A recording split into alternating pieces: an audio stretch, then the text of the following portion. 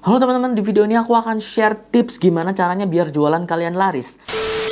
Pernah nggak kalian ngerasa kalau misalnya kalian jualan online, baik itu affiliate maupun jualan biasa, itu kayak ngerasa kok gini-gini aja penghasilannya, kok penghasilannya nggak seberapa, kok nggak ada yang beli dan sebagainya. Padahal kalian sudah ngupload banyak sekali konten gitu kan, ngupload A, B, C, D, E, F, G dan sebagainya. Jangan-jangan masalahnya bukan ada pada banyaknya konten, tapi karena setiap orang itu pengalamannya berbeda-beda, aku akan coba ngajak kalian untuk menganalisa akun kalian sendiri. Yang pertama, kalian harus mengetahui jumlah views di video kalian, di konten kalian, baik views video, views gambar, views teks atau artikel atau tulisan apapun yang dimana itu ada penjualan, ada ajakan untuk menjual, ada kalian sebar-sebar link di sana. Misalnya videonya di YouTube itu view-nya berapa? Ini view per hari ya. Rata-rata aja per harinya view-nya berapa. Video di TikTok itu rata-rata view per harinya berapa. Nah, kalian bisa melihat view-nya itu atau datanya itu dari analitiknya. Di TikTok itu sudah ada analitiknya, datanya ini kalian satu hari dapat berapa view. Itu kalian catat. Misalnya 300, misalnya 500, 1000, 2000, 5000, 10.000, 100.000, view-nya berapa? Ya, view dari semua video tapi dalam waktu satu hari. Video yang kalian jualan produk ya, baik di YouTube, di TikTok, di total berapa? Setelah semuanya di total, katakanlah view-nya ketemu 5.000 view per hari dari semua konten. Nah, 5.000 view ini kalian cek di data affiliate kalian atau di data jualan kalian. Di situ berapa banyak orang yang klik linknya dari video ini. Misalnya ada dari 5.000 ini yang ngeklik cuman 500 atau cuman 1.000 atau cuman 100 bahkan yang ngeklik. Nah, itu kalian catat berapa jumlah kliknya. Oke, ini per hari ya, per hari.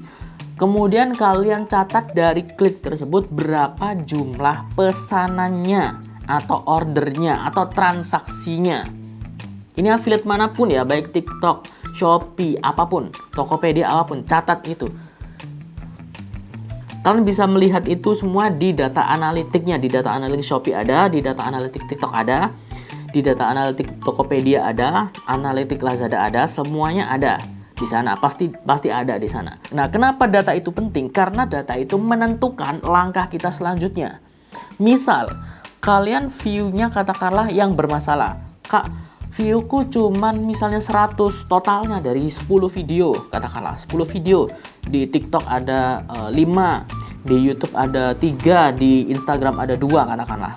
Misal dari 10 video, viewku cuman 100 katakanlah, mentok di 100 per hari atau cuman 10 view per hari. Nah, itu berarti kalian harus pelajari algoritma sosial medianya.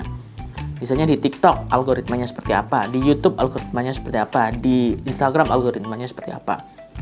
Bukan masalah banyak-banyakin konten, atau kalian pelajari niche marketnya seperti apa. Kalau kalian punya niche, mereka tuh inginnya ngelihat video apa. Misalnya katakanlah kalian sebelumnya cuman promo-promo produk aja. Coba deh ganti videonya, ganti jenis videonya ya, bukan banyakin videonya tapi ganti jenis videonya.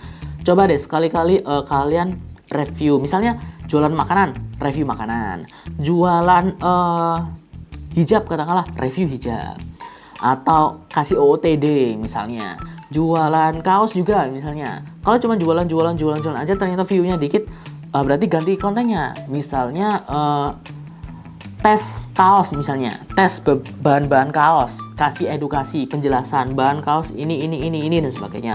Atau rekomendasi kaos buat ke kampus, rekomendasi kaos buat hangout, rekomendasi kaos buat ini. Nah, gitu. Kasih kayak gitu. Ya, intinya kalian ganti jenis videonya kalau masalahnya di view, dan pelajari algoritmanya atau niche-nya, mereka sukanya apa. Itu kalau view-nya sedikit. Tapi kalau masalahnya di kliknya, misalnya katakanlah view-nya kalian udah standar 5.000 lah. 5.000 udah standar ya, 5.000, tapi kliknya itu 50 katakanlah. 50. Jadi dari 5.000 orang yang nonton, cuman yang ngeklik cuman 50 orang. Nah, ini masalahnya bukan ada di konten videonya, tapi di ajakan atau call to action untuk ngeklik linknya. atau apa ya, mungkin kalian naruh linknya susah. Contoh, ada banyak sekali yang punya masalah atau punya conversion rate rendah, misalnya di bawah 5%, itu biasanya mereka naruh linknya di bio. Karena harus melewati banyak hal. Misalnya nih, kalian bikin video di TikTok, katakanlah, bikin video di TikTok, halo guys kayak gini-gini, tapi kalian nggak ada keranjang kuning, tapi kalian nyuruh orang klik link di bio. Nah, itu kan yang dilakukan oleh orang atau viewer kalian adalah membuka profil kalian, kemudian nyari linknya yang mana, diklik linknya, dan kalau misalnya dia baru pertama kali atau jarang ngeklik link, maka akan ada notifikasi apakah Anda yakin untuk membuka website ini. Nah, setelah ngeklik link, itu kan belum tentu juga kalian arahkan ke store-nya. Kalian ada pilihan lagi kan, ada website munculin, terus kemudian ada pilihan teks dan sebagainya. Itu kan langkahnya panjang banget dibandingkan dengan kalian cek di keranjang kuning. Kalau cek di keranjang kuning, langsung aja klik keranjang kuning, udah selesai, maka kliknya akan nambah. Atau kalau misalnya di YouTube, katakanlah, kalau misalnya aku pribadi di YouTube itu aku taruh linknya di dua, di deskripsi sama di komen. Karena kalau misalnya di deskripsi doang, orang akan susah ngekliknya. Jadi dari video di YouTube, klik di deskripsi. Kadang orang nggak tahu di deskripsi ini yang mana, makanya aku taruh di komen. Nah, hal-hal sekecil itu berpengaruh loh. Berpengaruh dari view ke klik. Atau jangan-jangan biasanya nih, orang nggak nonton video kita itu full. Katakanlah kita bikin video 1 menit katakanlah di TikTok. Orang itu kalau misalnya kita di akhir-akhir nih, misalnya, oh ya kalian jangan lupa buat yang pengen beli, cek aja di link di bio katakanlah. Kita taruh di akhir. Biasanya orang nge-view-nya cuman 2 detik pertama atau 3 detik pertama. Jadi nggak nge-view sampai akhir. Nah, itu perlu kita pertimbangkan. Kita ngasih call to action-nya, ngasih misalnya klik di keranjang, atau follow dulu, atau klik link di bio, atau cek link di komen. Call to action-nya itu kita taruh di tengah, atau ditaruh di awal, atau ditaruh di akhir.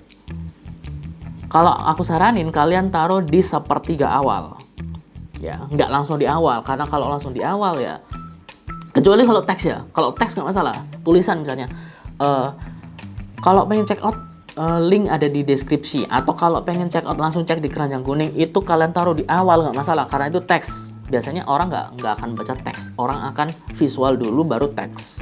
Kalau misalnya yang ngeklik udah banyak nih, katakanlah dari 5.000 yang ngeklik 500 atau 1.000 katakanlah, berarti 1.000 itu 20%. Itu udah banyak gitu.